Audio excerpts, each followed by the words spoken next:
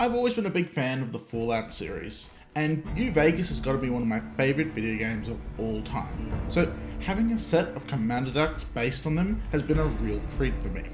And of course, as a fan of New Vegas, having Mr. House as the commander of a deck is too good of an opportunity to pass up, especially when he encourages some of my favourite habits in a commander deck: tapping artifacts, rolling dice, and making combos.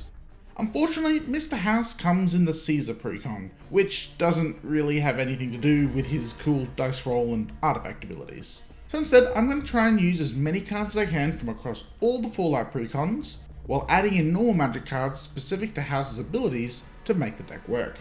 While we don't have a budget this time, I've also tried to avoid any cards that are over about $40 in this list, just because building a deck without a limit is kinda boring. You'll just see the same cards as everyone else. Because of that, we are absolutely building a strong deck today, which can quickly power out a large board presence with a plan to tutor up a combo and win with it. So let's look at Mr. House, President and CEO. He is an 0/4 artifact creature human for a white, a red, and a black that reads, whenever you roll a 4 or higher, create a 3/3 robot artifact creature, and if you roll a 6 or higher, create a treasure token as well. He then has the ability, 4 and tap, to roll a d6 and add an additional d6 for each mana from a treasure that was used to activate this ability. Now, that's a lot of text, but it is rather simple. You want to roll dice to make 3/3 Securitrons, Mr. House's robot army from the game, and you want to make treasures so that you can use his tap ability and roll extra dice. But he's a bit more broken than he originally looks, because he doesn't just trigger on d6s. He can see any dice roll, so if you have cards that let you say roll a d20, like those from the D&D sets, it suddenly becomes very likely that you're going to get both a Securitron and a treasure out of the dice roll. But that's not what truly breaks him, because with 2 other cards he can quickly go infinite. Vexing Puzzle Box is a 3 mana rock that lets you roll a d20 when it makes mana. So with every tap you'll make a mana and most likely a treasure and a 3/3. Along with putting that many counters on it depending on the roll. Once you get to 100 counters on it, then you can also search your library for any artifact card and put it into play. And say we then tooted up Clock of Omens, which lets us untap an artifact by tapping 2 other artifacts, such as the Securitron and the treasure we're most likely making each time we tap the Vexing Puzzle Box. Now obviously you aren't going to make the roll every time, but if you only miss a couple of times, you can generally keep it going with other artifacts you've played from the deck.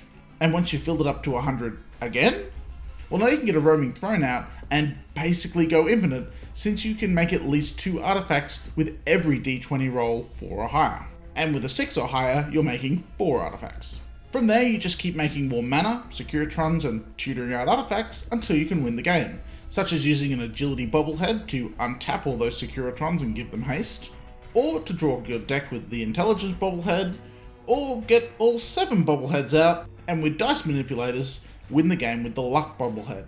We have options, and they're all from the precons.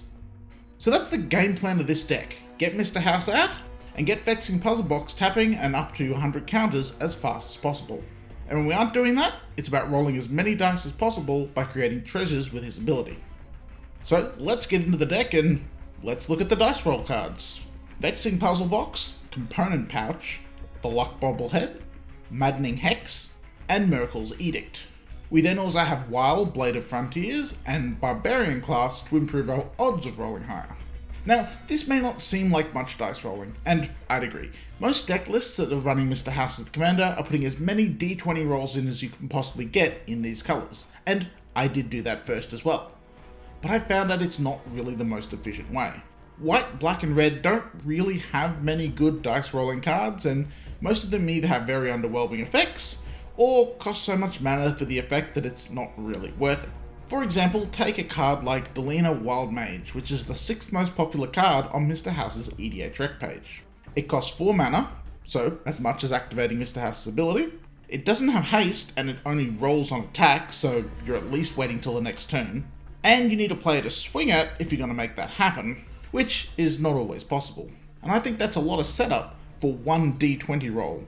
So instead, I picked out the best dice rolling cards I could from the list, and instead added a bunch of card tutors to pull them out consistently. So then we can focus on making treasures to get more dice out of Mr. House directly, and using the reroll cards to get better odds off him, instead of one good roll from a mediocre D20 card. And so on that topic, the treasure cards we have are the Luck Bubblehead, Lotho Corrupt Sheriff, Jan Jansen, Pitiless Plunderer, Goldspan Dragon, Bolt 21, Black Market Connections, Smothering Tithe, Deadly Dispute, Big Score, Unexpected Windfall, Bottle Cap Blast, and Pirate's Pillage. And we need this treasure generation for the deck, since with 4 treasures out, it gives House 5 d6 rolls to create Securitrons and potentially more treasure. And if you do just need more mana, well, with this much treasure generation, you're always going to be fine. Smothering Tithe is particularly brutal because people are not going to be wanting to give you treasures in this deck, especially once they see how explosive it is with Mr. House. And yes, if you have Goldspan Dragon out, you can roll 5 dice with just 2 treasures, since it does work how we want it to. As this is a combo deck and we are looking for our Vexing Puzzle Box, we of course have a bunch of tutors to find those good dice cards from earlier. We have Moon's Silver Key, which basically just fetches the puzzle box, Enlightened Tutor, Gamble, Diabolic Intent, and Inventor's Fair. I've kept to the cheaper end of tutors in this, but obviously you could just replace these with things like Vampiric Tutor and Demonic Tutor if you had a larger budget. These help us get our best dice cards out early and potentially winning with our combo. Now, getting a Securitron or even a treasure from a dice roll is pretty good, but we can do even better with some token doubling effects. Illusionist Braces, Zorn can make extra treasures, Mondrak doubles all tokens, treasures and Securitrons, Roaming Throne can be used to double the Securitron and treasure triggers for Mr. House, and Ojar Tark can triple our Securitron production. These all help us get extra value out of House when he's out in the battlefield, and can quickly take over a game if they're left alone. One thing you may have missed about Mr. House is he's actually an artifact creature, and with cards like Vexing Puzzle Box and Component Pouch, it is very useful to have ways to untap our artifacts. And so for that, we have Manifold Key, Voltaic Key, Clock of Omens, and Unwinding Clock. These just give us more flexibility with our artifacts and lets us use them multiple times per rotation of the table or within our turn, especially with the Vexing Puzzle Box and Component Pouch, which don't require any mana to roll some dice. Along with that, we also have some artifact creature synergy to go along with it, such as Steel Overseer and Securitron Squadron to give our Securitrons +1/+1 counters, Intangible Virtue for vigilance and a buff, All That Glitters for making a huge creature based on all the artifacts we're going to have, Brotherhood Vertibird to give us some aerial support, and Monumental Corruption to turn that artifact count into cards. Lastly, before we get to our staples, we have a Bastion of Remembrance and an Impassioned Orator to help turn those Securitrons we're making into some extra life. Along with that, we have Paladin Dance to protect our board, Skull Clamp to get some extra value out of the 1/1 tokens we can make, and Loyal Apprentice to generate a flying token, though that's mainly here because I just really like the Eyebot art on the token. Moving on to our staples, and I've tried to focus these on only cards from the precons because they give us some really good options. Let's face it, most staples are pretty boring, so we have all these newly printed Fallout arts, we might as well be using them in a deck like this. So for removal, we have Path to Exile, Swords to Plowshares, Anguished Unmaking, Crush Contraband, and Bottle Cap Blast. And for board wipes, we have Martial Coup, Austere Command, Ruinous Ultimatum, and Blasphemous Act. Pretty standard set of removal here. I'd run this in most decks. For card draw, we have Black Market Connections, Monumental Corruption, Skull Clamp, Deadly Dispute, and Yes Man. We then also have our looting cards with Big Score, Unexpected Windfall, and Pirate Pillage to help trade out some cards we don't need from our hand. Yes Man in particular is really cool with our artifact untappers, as he doesn't trade control until after the ability resolves, allowing you to tap and untap him a few times in a turn to draw a few extra cards. Just don't expect anyone to give him back again after seeing that. Most people don't. For ramp, we have Sol Ring, Wayfarer's Bauble, Arcane Signet, all 7 of the new bobbleheads with Agility, Charisma, Endurance, Intelligence, Luck, Perception, and Strength, Solemn Simulacrum, Keeper of the Accord, Smothering Tithe, and Black Market Connections. Now, I'm running all the bobbleheads to pull off the luck win condition. However, if you don't care about that, we also have 3 talismans from the precons that can be brought in instead. which can up the speed of the deck a little bit since they're only 2 mana. Overall, this is a pretty good ramp package and should serve us pretty well. For our land base, we have Command Tower, Desolate Mire, Nomad Outpost, Path of Ancestry, Rustvale Bridge, Shadowblood Ridge, Spire of Industry, Sunscorched Divide, Temple of Malice, Temple of Silence, and Temple of Triumph for our dual lands, and Ash Barrens, Bojuka Bog, Buried Ruin, Evolving Wilds, Helios 1, Inventor's Fair, Myriad Landscape, Roadside Reliquary, Scavenger Grounds, Terramorphic Expanse, and Treasure Vault for our utility lands.